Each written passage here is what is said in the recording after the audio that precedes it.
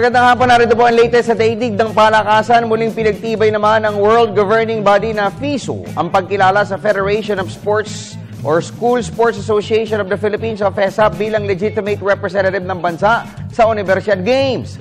Ang FESAP na pinamumunuan ni businessman sportsman David Ong ay 2 edisyon ang nagpapadala ng mga atleta sa Universiad Games kung saan nakakupo sila ng 1 ginto at 1 silver para sa Pilipinas. May report si Ms. Cristabel De Leon.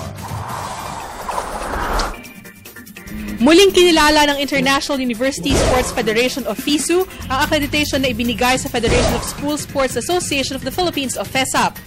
Ito'y bilang tugon sa pagkwestiyon ng University Athletic Association of the Philippines o UAAP sa pagkilala ng FISU sa FESAP bilang legitimate representative ng bansa sa Universiad Games. Sa panayam ng PTV Sports, binigyang diin ni FESAP President Ong na wala silang ibang pakay kundi itaas ang antas ng school-based sports sa bansa. Of course, oo. Ginagawa naman natin para sa lahat. Para sa bayan. Talagang nag-decision na sila na tayo yung kinikilala nila para sa university ng FESAP.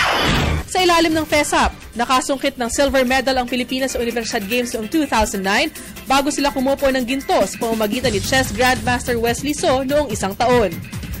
Kaya naman plano ni Ong na tapikin ng mga achieving student athletes ng taunang palarong pambansa para mas lumakas ang tsansa na makapag-uwi ulit sila ng medalya sa susunod na edisyon ng Quadrennial Meet.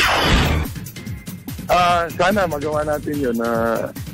May kinakausap tayo sa and I hope sana may mangyari na at least maging isang source of mga atleta. Si Ong at ang FESAP ay suportado ng iba't ibang sports godfathers tulad ng San Miguel Corporation at Smart Communications. Para sa PTV Sports, Cristabel De Leon, Telebisyon ng Bayan. At yan po muna mga latest sa daigdig ng palakasan. Si Iris Valenzuela, babatiin na lang kita. Sabayan na po marami pa mamayang 5:00 ng hapon sa PTV Sports. Ako po ang lingkod, Snow Badua.